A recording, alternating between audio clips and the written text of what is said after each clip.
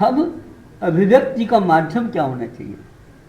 शिक्षा के लिए अभिव्यक्ति का माध्यम क्या होना चाहिए? मातृभाषा ही होना चाहिए।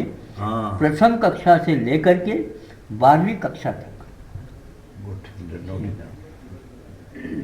केवल मातृभाषा, फिर प्रांतीय भाषा उसी में आ जाएगी। अब ऊपर जाएंगे तो हम जो सामने हैं शासन हमारे लिए दे रहा उसके माध्यम से कर लें। किंतु आप लोगों ने आज 50 वर्ष पूर्व में या 40 वर्ष पूर्व में जिस समय हमें बस स्वतंत्रता मिली थी, उस समय मीटिंग में निर्णय लिया गया, ये लिया गया, कुछ लोगों ने कहा, सभी लोगों ने ये मान लिया कि 12वीं कक्षा तक केवल भारतीय भाषा मातृभाषा के माध्यम से उसका अध्ययन होना चाहिए। ये पक्का हो गया, लिखा हुआ मिलेगा आपको। अब इसके उपरांत ऊपरी जो अध्ययन है 12वीं के बाद, उसके लिए 2 मत हैं। एक कहता है कि इंग्लिश के माध्यम से होना चाहिए, दूसरा मत कहता है बहुत जोर के साथ नहीं, हम यहाँ पर एक भाषा इंग्लिश के बराबर बना करके देंगे, उसी के माध्यम से होना चाहिए। इंग्लिश को भारतीय शिक्षा के माध्यम से काम लाना ही नहीं, ऐसा तय किया गया। अब किंतु इसके लिए 12 साल चाहिए या 8 साल चाहिए। 8 साल तक हम इसको पढ़ाते पढ़ाते पढ़ाते एक भाषा तैयार करेंगे, राष्ट्रभाषा या हिंदी भाषा, उसके माध्यम से सब होगा, अथवा संस्कृत भाषा कोई होगा। किंतु विदेशी भाषा के माध्यम से हम उन्नत शिक्षा को किसी भी प्रकार से देंगे नहीं, ऐसा यह पहले से लिखा हुआ। मैं ये पूछना चाहता हूँ, इंग्लिश भाषा के द्वारा ही क्या उच्च शिक्षण लिया जा सकता? नहीं, अभी तो अभी करेक्ट कलम साहब ने सर्वप्रथम कहा इसकी कोई आवश्यकता नहीं है। मैं अपनी मातृभाषा में पढ़ चुका हूँ।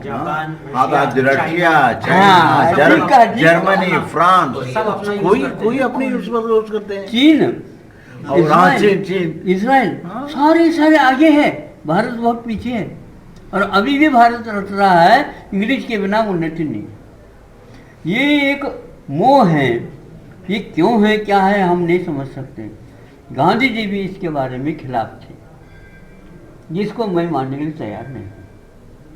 ये एक प्रकार से अपनी भाषा है। हमारे मन में एक विकल्प आता है, मान लीजिए आप इंग्लिश को मान रहे हैं, यही होना चाहिए। ये पूछना चाहता हूँ, आपने कभी इंग्लिश में स्वप्न देखा है? इल्ला में तो ये क्या देखा है? इंग्लिश की क्या आवश्यकता? इल्ला में ये कह रहे हैं, नहीं वो इंग्लिश में नहीं कह सके, इल्ला में मातृभाषा में कह रहे हैं। उसकी अभिव्यक्ति देखो। आप यदि मान लो राइटर भी है, कवि भी है, तो भी इंग्लिश भाषा में आपने आज तक स्वप्न नहीं देखा, तो जीवन को उन्नति का स्वप्न आप उसमें क्यों बना रहे हो? हाँ, ये जो 1835 मैकॉले की वो जो रिफॉर्म एजुकेशन उसके अभी भी है। हाँ, अभी उसको बहुत डीपली दिया उसने। हाँ, इसकी चिकित्सा यही है। आप डरिए नहीं, और ये बिंदु रखिए। हाँ, और इसको बिल्कुल ऐसे अपने जीवन में करके जाइए। हाँ, अभी तो हमारे लिए भारत की बिल्कुल चिंता है। हाँ, बिल्कुल। हम विदेश को नहीं मानते, ऐसा नहीं। भारत के पास क्या कमी है, हम उसके माध्यम से कराएं। हाँ, ना किसी भी का कमी नहीं है। और ऐसे बच्चों को तैयार कर रहे हैं हम, यही पाठ सबके सामने रखेंगे। हाँ, अच्छे बच्चे मिले हैं और मिल रहे हैं, उनको इसी प्रकार का वोट रहे हैं। तो इसके लिए आपको इतिहास पढ़ाना और एक अंत में हम ये बताना चाहूँगा, ये मेघालय की बात आपने कही ना, तो यहाँ बैठे हैं, सम्मेलन हो रहा, उसमें गांधी जी भी उपस्थित हैं और वो भी हैं। तो कहा गया, देखो भारत में जब से अंग्रेजी आ गए तब से भारतीय शिक्षा पद्धति का विकास होना प्रारंभ हो गया, उन्नति होना प्रारंभ हो गया। और एक बात बोलूं, जब से अंग्रेजी भारत में आए हैं तब से भारतीय शिक्षा पद्धति में उन्नति होना प्रारंभ हो गया है, विकास की ओर बढ़ रहा है। ये वाक्य कहाँ ही नहीं था, गांधी जी ने कहा नहीं, ये कहा नहीं, हाँ नहीं, और प्रारंभ कर दिया।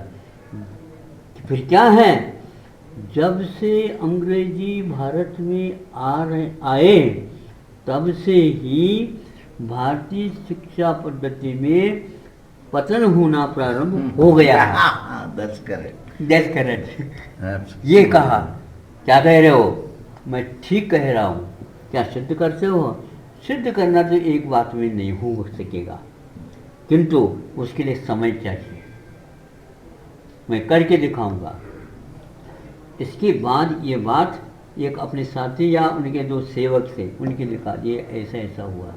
उसी समय उन्होंने कहा, इनका नाम धर्मपाल, ब्यूटीफुल ट्री, ये है रमणीय वृक्ष, इसका अनुवाद हुआ।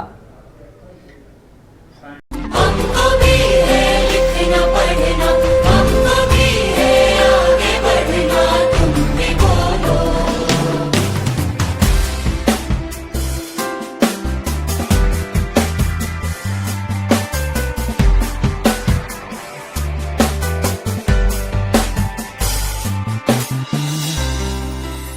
रास्तों की जरूरत नहीं है, हमें तेरे पैरों के निशान मिल गए हैं।